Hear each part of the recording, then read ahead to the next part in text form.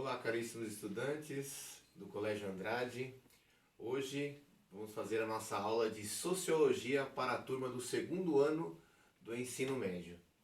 Então, a nossa aula de Sociologia de hoje será sobre esse grande pensador, uma grande referência na história da Sociologia, considerado um precursor, chamado Auguste Comte.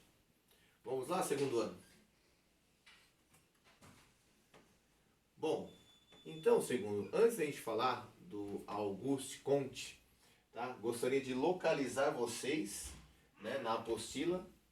Está no capítulo 2, página 21.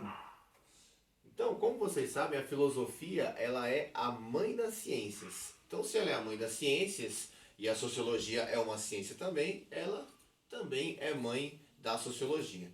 A sociologia é uma ciência nova, né, considerada uma ciência do século XIX, né, em plena Revolução Industrial, para compreender as mudanças daquele período nas relações de trabalho em especial. Então é uma ciência do século XIX, então uma ciência bastante jovem, nova, uma das filhas, podemos dizer assim, uma das filhas mais novas da filosofia.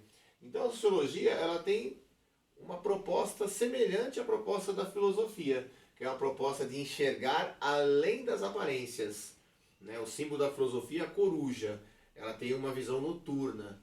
Então enxergar além do que aparece. Sociologia é a mesma coisa, o olhar do sociólogo tem que ser esse olhar além daquilo que está na superfície, né? Além daquilo que está apenas na aparência das situações que acontecem no cotidiano, no dia a dia das pessoas.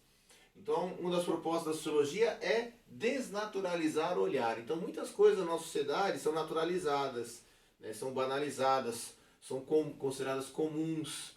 E se a gente for enxergar um pouco além, a gente vai ver que aquilo não tem nada de comum, não tem nada de natural, não tem nada de normal. Por exemplo, pessoas abandonadas à própria sorte nas ruas. Isso não é uma coisa normal. Pessoas sem casa, pessoas sem comida.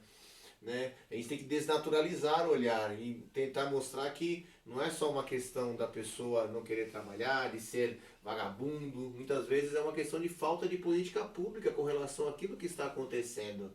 Então é desnaturalizar o olhar de estranhamento diante da realidade. É um outro conceito muito utilizado dentro da sociologia.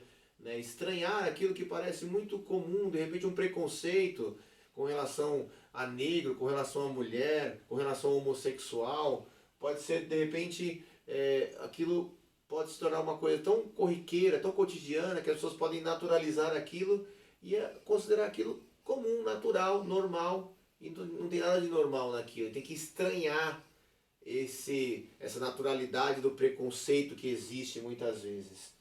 Então, sociologia, eu começo dizendo essa aula antes de falar do Auguste Comte em cheio, né?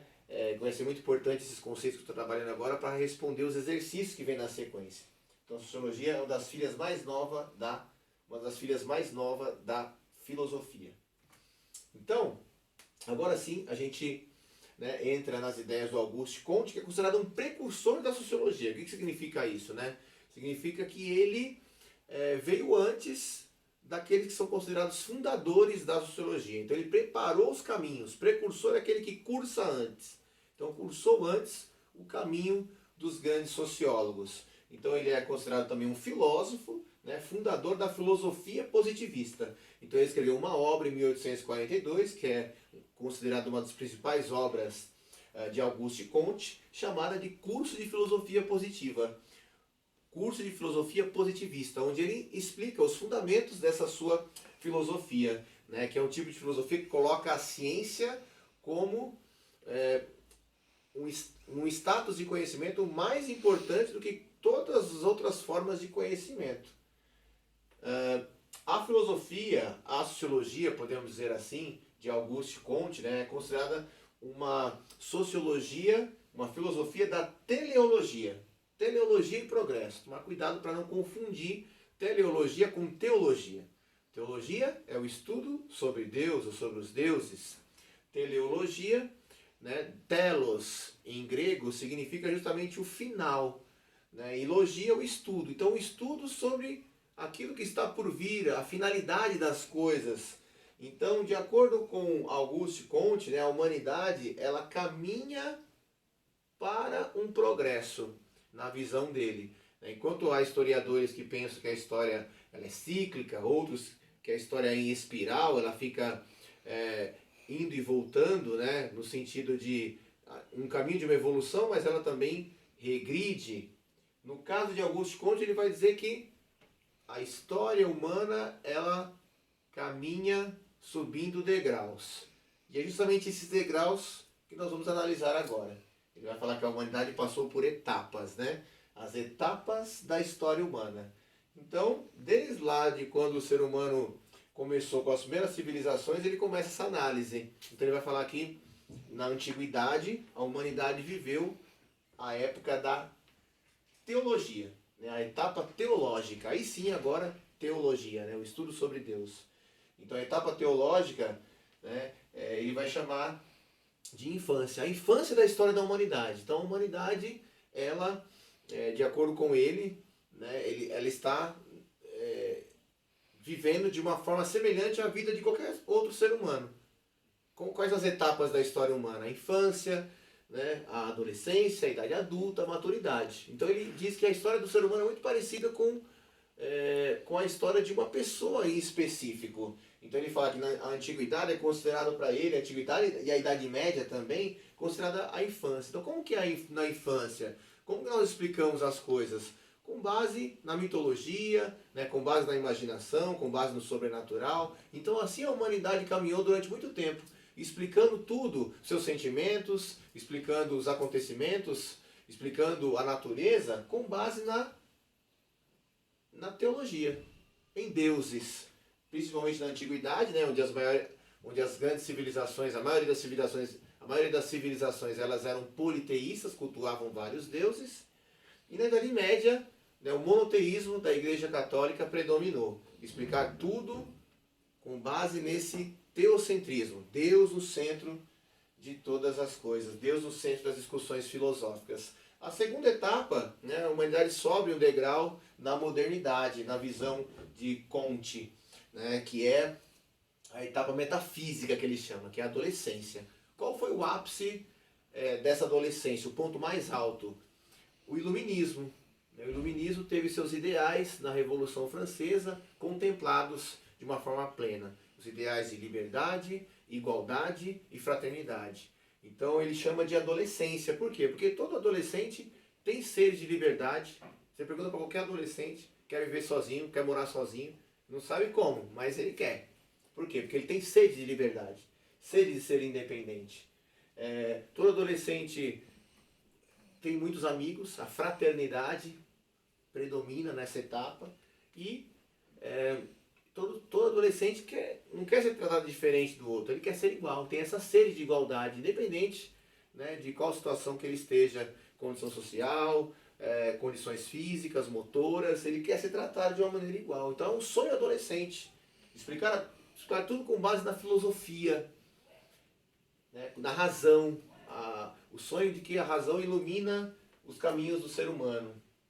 É o sonho da metafísica, da adolescência da humanidade que aconteceu na Idade Moderna, de acordo com Comte. E por fim, a humanidade sobe mais um degrau, que é o degrau aí sim para ele o estágio mais elevado, que é o estágio da filosofia positiva, tá? E considerada a idade adulta.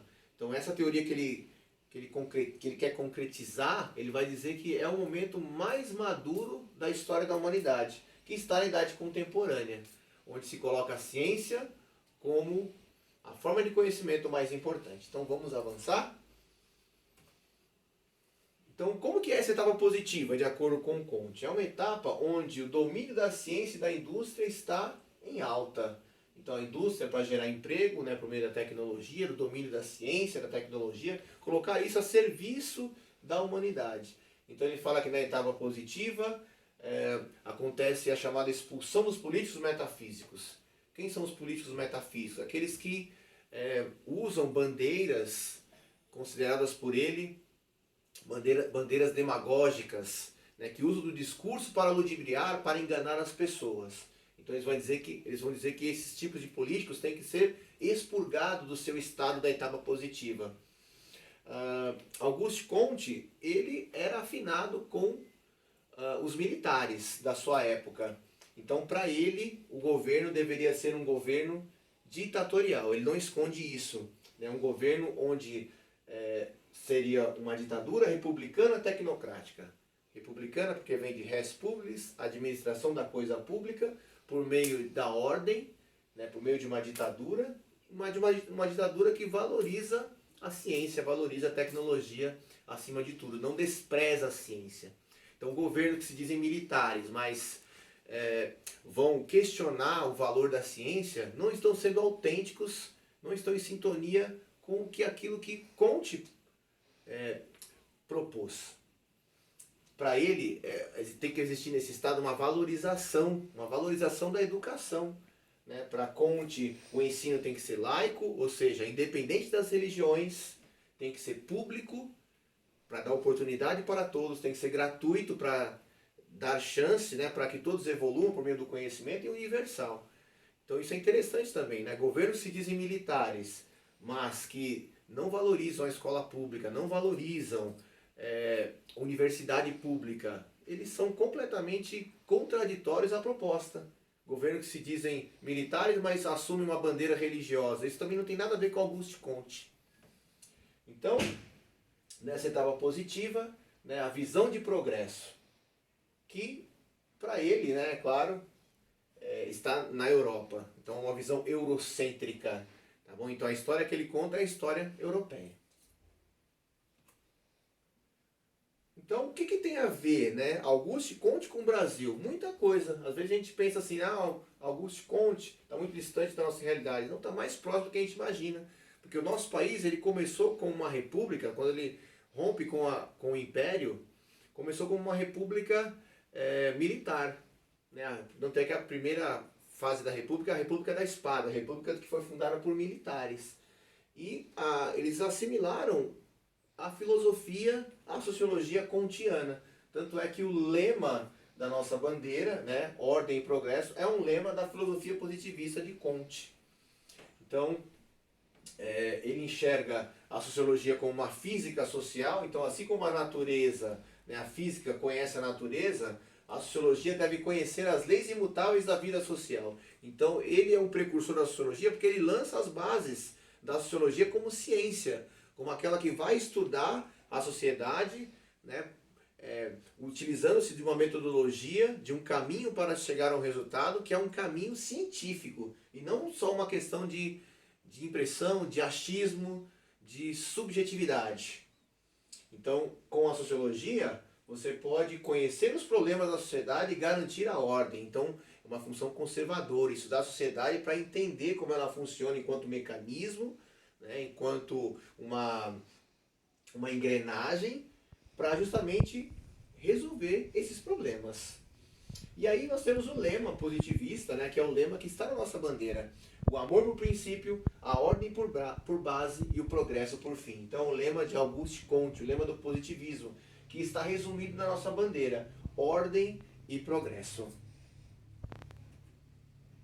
Bom, encerro então essa nossa breve explicação, orientando para vocês a lição de casa, tá? Segundo ano. Páginas 20 e 25, todos os exercícios e, em especial, o exercício 34, tá? Que é um exercício que caiu no Enem, inclusive da página 31, sobre Auguste Comte. Ainda dentro desse capítulo, a gente vai estudar, né, nas próximas videoaulas, os clássicos da sociologia, Durkheim, Weber e Karl Marx. E aí eu oriento para vocês os outros exercícios restantes que estão nesse mesmo capítulo. Tá bom? Muito obrigado, segundo ano. Bons estudos para vocês, ó. Uma boa quarentena. Tchau.